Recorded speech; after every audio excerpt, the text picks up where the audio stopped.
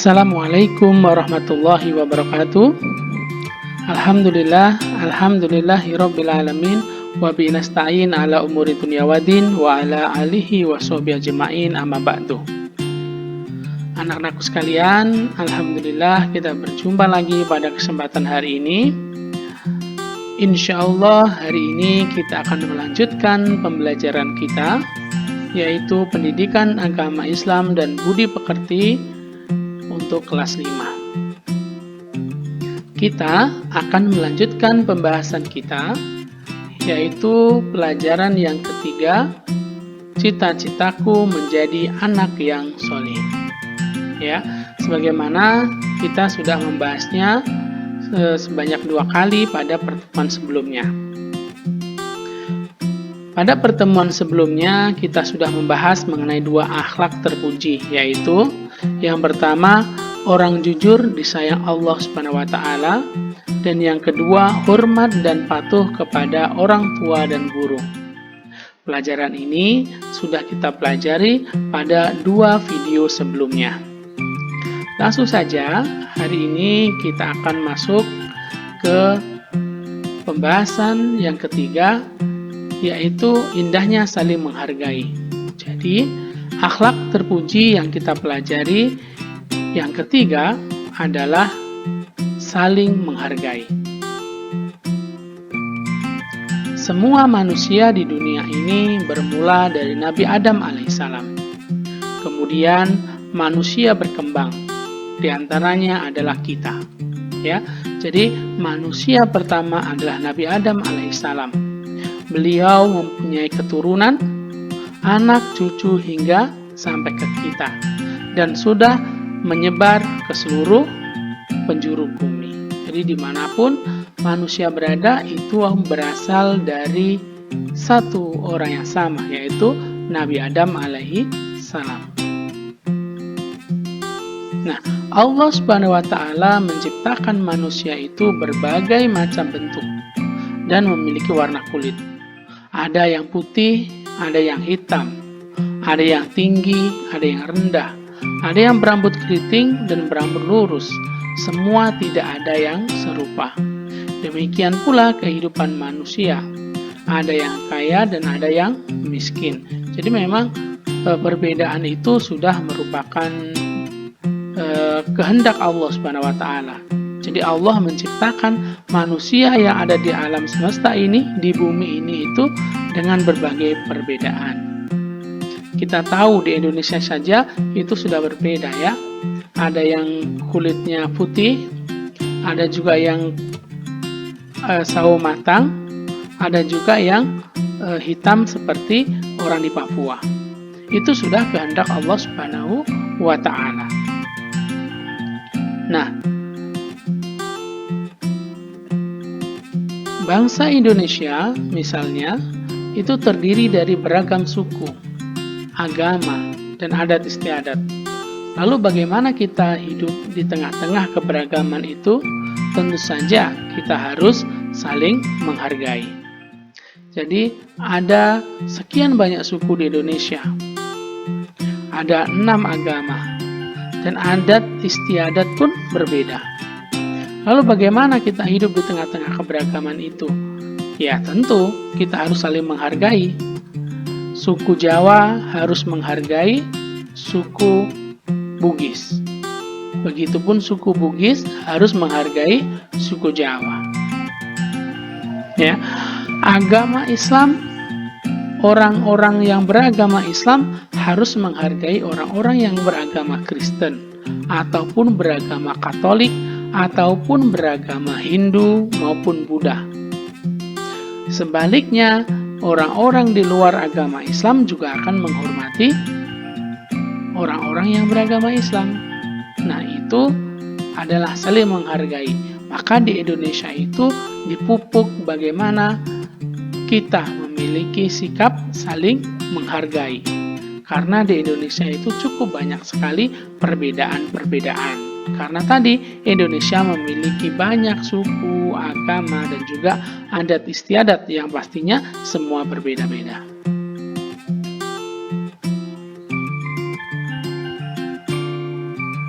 Nah, sikap saling menghargai antara lain sebagai berikut. Jadi di tengah perbedaan tadi, sikap saling menghargai itu berada di mana saja. Yang pertama adalah menghargai pendirian orang lain. Ya, jadi setiap orang memiliki pendirian, maka pendirian tersebut harus kita hargai. Semisal di dalam agama Islam terdapat sedikit perbedaan dalam beribadah. Misalnya, dalam ibadah sholat subuh, ada yang melakukan doa kunut dan ada yang tidak melakukannya. Semua itu tergantung pada pendirian masing-masing. Pendirian inilah yang harus kita hargai, karena semua ada tuntunannya. Yang terpenting adalah dilaksanakannya sholat subuh sesuai dengan tuntunan Islam yang diyakininya. Mereka yang berkunut dan yang tidak berkunut tetap saja sah sholat subuhnya. Ya, jadi di agama kita, agama Islam pun ada beberapa perbedaan. Ya, perbedaan ini karena apa? Karena ada perbedaan mazhab. Mazhab itu adalah dulu ada ulama seperti Imam Hanafi, Imam Maliki, Imam Syafi'i, Imam Hambali. Itu mereka mengambil pendapat dari hadis-hadis Rasulullah, di mana dalam hadis-hadis itu ada beberapa pemahaman. Jadi mungkin Imam Malik berbeda pemahaman dengan Imam Syafi'i, dan Imam Syafi'i berbeda lagi dengan Imam Hambali, dan seterusnya. Tapi itu 4 imam ini adalah yang diakui atau 4 mazhab yang paling besar yang ada di umat Islam di dunia ini. Nah, seperti contohnya tadi, sholat subuh tadi, ada yang berkunut, ada yang tidak. Maka dua-duanya memiliki dasar. Sehingga kita tidak bisa menyalahkan orang yang sholat subuh dengan kunut. Dan orang yang kunut pun tidak bisa juga menyalahkan orang yang sholat subuh tanpa kunut. Karena dua-duanya memiliki dalil, ya, memiliki dasar. Maka itu harus kita hormati, maka kita menghargai pendirian orang lain. Anda mau sholat subuh dengan kunut, silahkan. Anda tidak sholat subuh dengan kunut, silahkan. Yang penting adalah mengerjakan sholat subuh. Yang sholat subuh itu harus sesuai dengan tuntunan Islam. Maksudnya seperti apa? Ya 2 rakaat saja, tidak boleh lebih. Jadi sholat subuh cuma 2 rakaat. Selama sama-sama 2 rakaat, maka itu benar. Mengenai nanti ada kunut dan tidak, yaitu tergantung mazhab yang diikuti. Jadi kita harus menghargai pendirian orang lain tersebut. Itu saling menghargai. Yang pertama yaitu menghargai pendirian orang lain. Yang kedua, menghargai keyakinan orang lain. Apa yang dimaksud dengan menghargai keyakinan orang lain ini? Berikut ada sebuah cerita. Ahmad bertempat tinggal satu lingkungan dengan Stefanus. Mereka juga belajar di sekolah yang sama. Ahmad beragama Islam, sedangkan Stefanus beragama Kristen. Dalam pertemuan, mereka selalu rukun dan saling menghargai, sekalipun mereka berbeda agama. Pada hari Minggu, mereka selalu bermain bola dengan teman-temannya yang lain. Namun, pada suatu pagi, Stefanus menghampiri Ahmad dan minta maaf karena tidak dapat bermain bersamanya. Ayah Stefanus mengajaknya pergi ke gereja. Ahmad tidak mempersoalkannya dan menghargai sikap Stefanus untuk pergi ke gereja bersama ayahnya. Nah, ini adalah contoh dalam kehidupan sehari-hari bagaimana menghargai keyakinan orang lain. di mana Ahmad dan Stefanus itu adalah teman. Mereka tetap berteman meskipun berbeda agama. Suatu ketika Stefanus diajak oleh ayahnya pergi ke gereja, dan pada hari itu biasanya mereka bermain bersama. Stefanus pun meminta maaf kepada Ahmad karena tidak bisa ikut bermain di hari itu karena diajak ayahnya pergi ke gereja. Nah, Ahmad sebagai anak yang menghargai orang lain atau menghargai keyakinan orang lain, maka Ahmad tidak mempersoalkannya dan menghargai sikap Stefanus untuk pergi ke gereja. Karena itu sesuai dengan keyakinannya. Orang Kristen beribadah di hari Minggu. Nah, ini adalah contoh menghargai keyakinan orang lain. Ketika kita punya teman seperti Stefanus tadi, kita bisa mengerti keadaan Stefanus, maka suatu ketika kita menjalankan ibadah agama kita, maka Stefanus pun juga akan mengerti, akan menghargai keyakinan kita juga. Itu adalah menghargai keyakinan orang lain.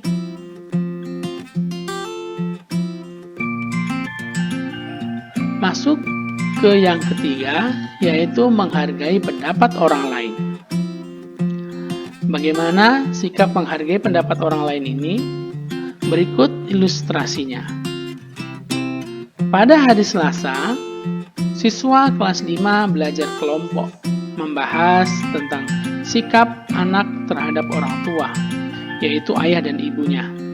Siswa kelas 5 dibagi menjadi 5 kelompok.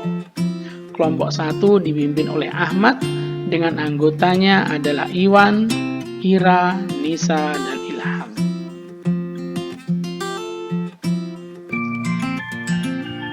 Dalam belajar kelompok, masing-masing siswa mengemukakan pendapatnya tentang bagaimana seharusnya bersikap terhadap orang tua. Sebagai contoh, dalam belajar kelompok yang dipimpin oleh Ahmad, Nisa mengatakan harus ikut membantu pekerjaan rumah. Ira mengatakan tidak boleh keluar rumah tanpa seizin orang tua. Dan Ilham mengatakan di rumah tugasku hanya belajar saja. Kemudian Iwan mengatakan yang penting aku tidak boleh meninggalkan sholat dan mengaji. Jadi di antara Nisa, Ira, Ilham, dan Iwan itu memiliki pendapat yang berbeda. Jadi pendapat mereka berbeda-beda. Nah, Ahmad sebagai pimpinan diskusi cukup bijaksana. Semua pendapat dihargai dan dihimpunnya secara tertulis. Kemudian, ia mengajak teman-teman sekelompoknya merangkum berbagai pendapat tersebut. Ya, jadi menghargai pendapat orang lain itu seperti Ahmad ini. Jadi tidak menyalahkan pendapat orang lain. Jadi semua pendapat ditampung dulu, baru nanti dibicarakan.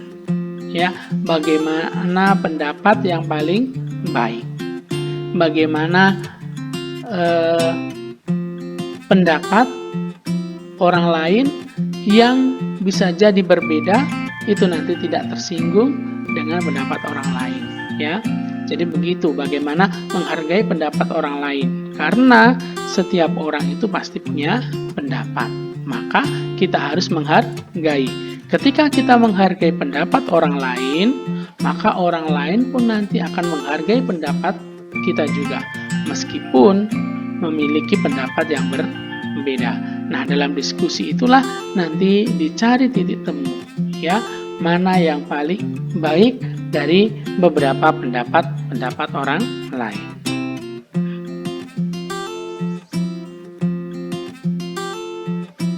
Nah, setelah kita belajar 3 saling menghargai tadi, maka apa manfaat saling menghargai? Yang pertama, saling menghargai akan menjaga kerukunan. Seperti di Indonesia, ketika memiliki banyak suku, banyak adat istiadat dan juga agama, ketika nanti di antar suku, antar agama itu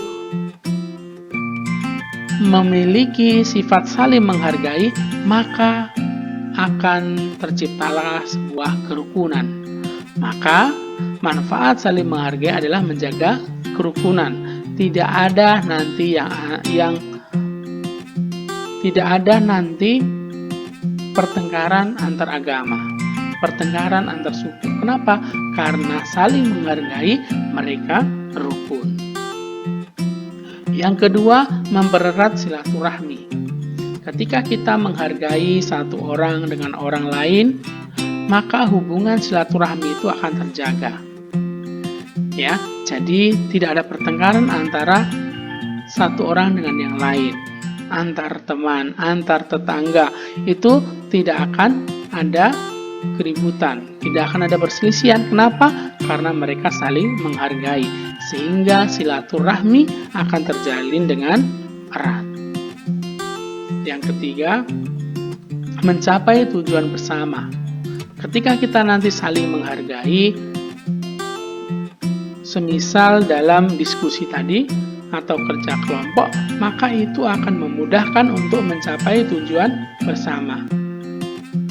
Jadi tidak saling menyalahkan pendapat orang lain tadi, sehingga ketika nanti semua orang menghargai pendapat orang lain, maka dikumpulkan dan dicari yang terbaik. Maka itu nanti menjadi